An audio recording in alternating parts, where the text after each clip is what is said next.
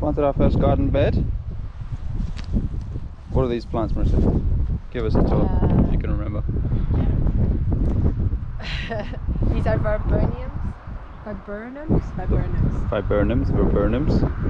Then there's a couple of flowers, muscaris, and grasses, rosemaries, and that beautiful one, Andromeda, as well. Andromeda sounds so epic. Chinese fire dance. Yeah. Best name. And then hopefully this weekend we'll be building the fence here behind them. Yeah. So this will be the edge. It's ambitious. So we're building this fence along this line here and this sort of natural ridge, so that we can create a bit more of a living space here, garden, kind of vegetable garden area that we not necessarily isolate, but so that we have a bit more control over if like we have dogs or whatever and they go in and out of here, or people with kids come visit, you don't have to worry about them just getting lost in the woods. So yeah, we'll build this fence, and we also want to plant a few things along it so that it starts growing. That's why we're doing it quite early, and then we'll also kind of build up the wall along there to make that a bit higher, so it's a bit more of a barrier. But yeah, that's the plan. We chopped down the eucalyptus to make posts last week and the week before. We bought a few things this weekend for the project, but yeah, we'll go into more detail in each step. Basically, it's a bit complicated what we're doing, as always.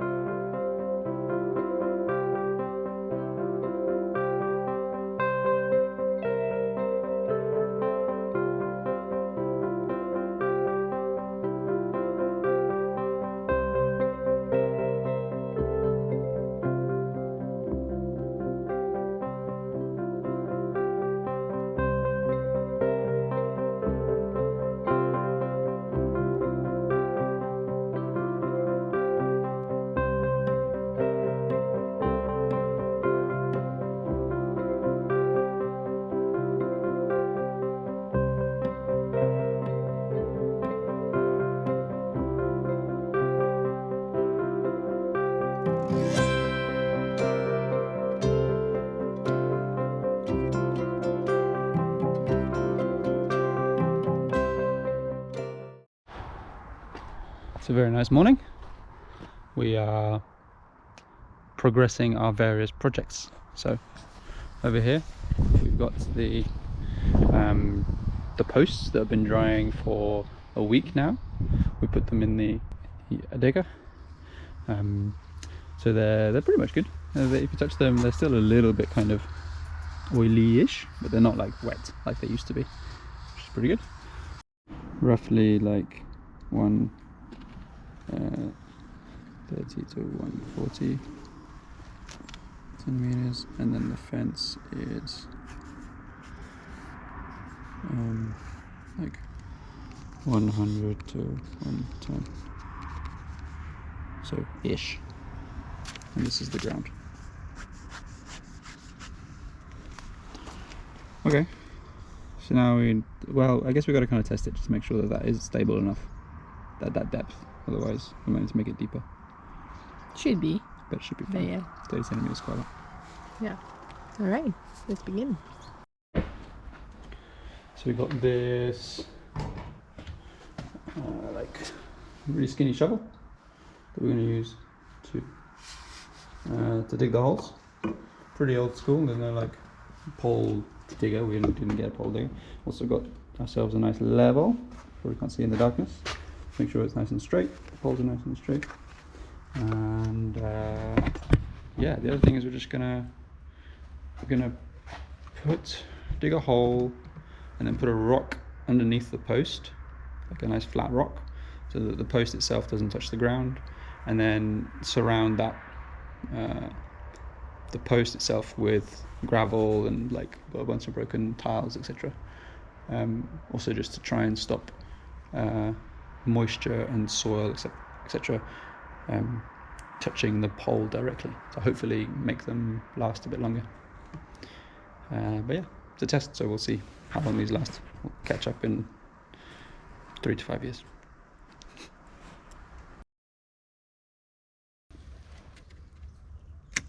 Já foi falta de.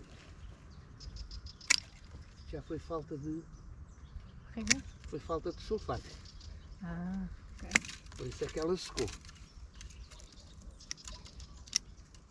Já foi falta de sulfato.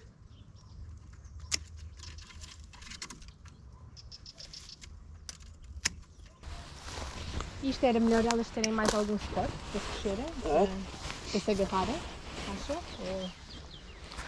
Não tem Elas não se necessidade. vêm Eu aqui por acaso só- tenho lá desta. Tem Sim. lá no meu quintal e elas estão assim. Epá, pronto, se elas tivessem um pau e tivessem um arame, estava só arame. Aham. Eram capazes de. Mas elas. O problema é se elas estivessem muito rente ao chão, se os cachos ficassem assentos no chão, Sim. podiam-se estragar. Mas ela está alta. Ok. Não tem em princípio não tem esse problema.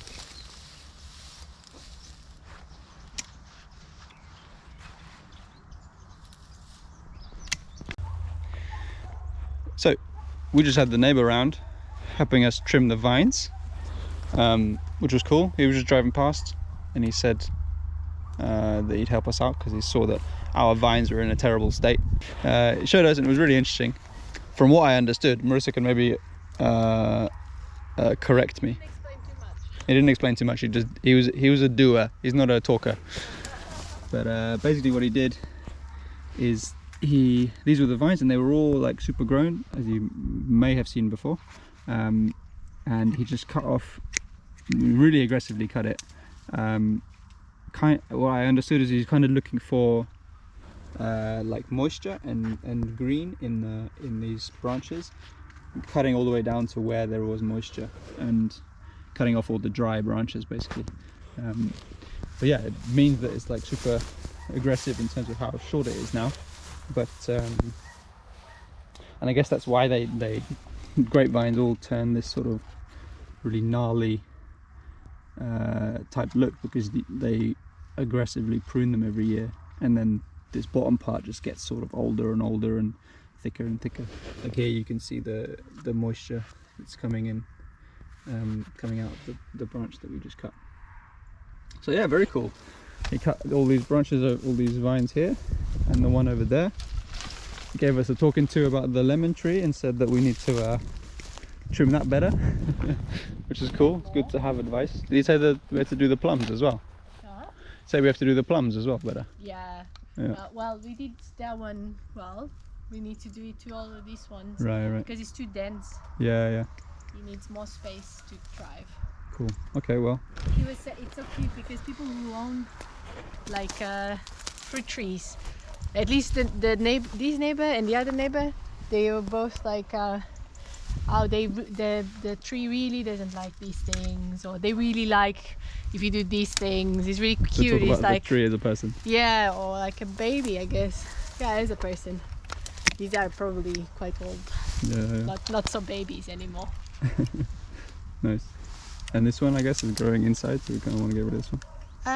Yeah, exactly. Yeah, I think the main thing here is he was saying you keep, where there's lemons, you keep them, and like these really, you want to keep them lower the tree, Yeah. because otherwise we can't really Harvest it. harvest it very well. But then he's saying, well, where you have lemons, trim just above it. Like here, for example, we have a lemon growing here, but we can crop this one because it's growing really tall. Yeah. And then maybe even like, above I it. see there's a little shoot there, so maybe I'll Those are crop little it just lemons, yeah. above. Nice. Yes, because we don't want the tree to be too tall so that we can't actually harvest the lemons. Wow, this branch, look, is a hard-working branch with 3 lemons. Yeah. Nice. That's exciting. So I've lost Marissa all day. Now she's going to be doing this, and I'm going to go dig some holes.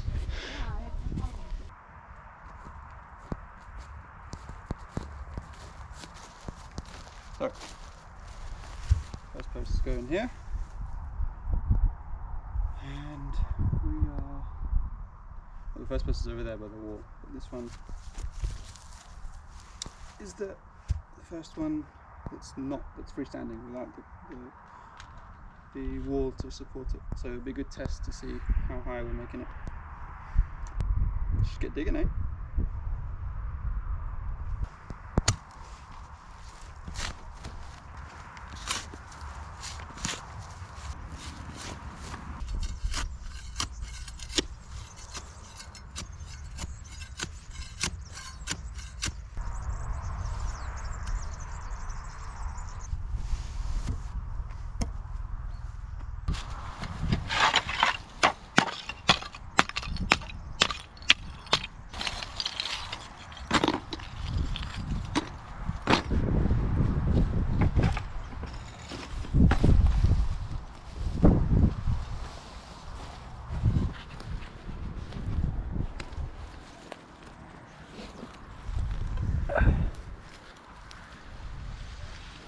Bit.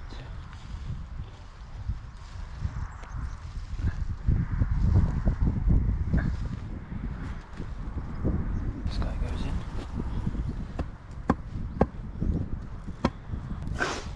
Oh, big fish. Yeah, big pole there. This one's going to be one of the ones that's holding the gate up. Nice. Big.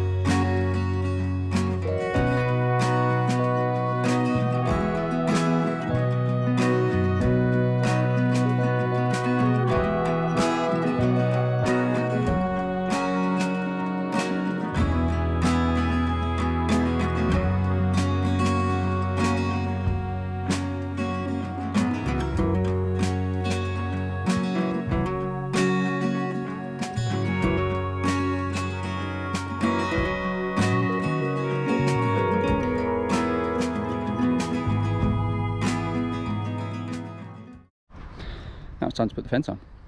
She's just unwinding it, the spool, and then we've got to attach it to all the posts, which is going to be fun. We've got these little fork-like nails that will just pinch it basically, and some wire cutters there that we can trim it with.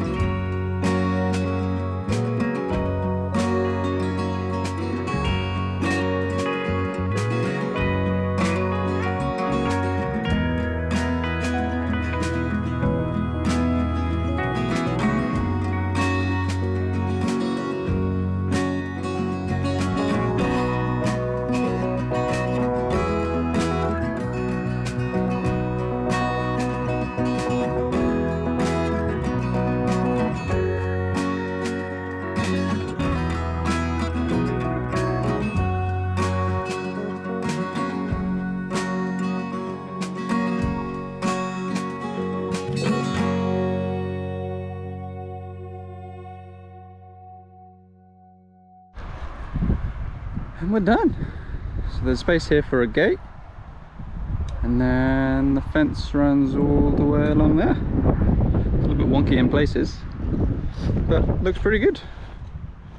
And the idea is that we'll grow sort of plants and bushes and berry bushes further at the top along the hedge that will hopefully attract some birds and stuff, and be really nice, and obviously give us some berries, hopefully.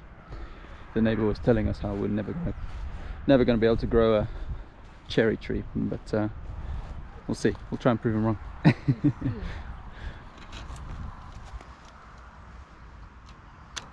Looks super wonky if you look from here, but most people won't, I guess. Just saying how wonky it looks. But you know, it's handmade, whatever. Haters gonna hate. Let's go have lunch.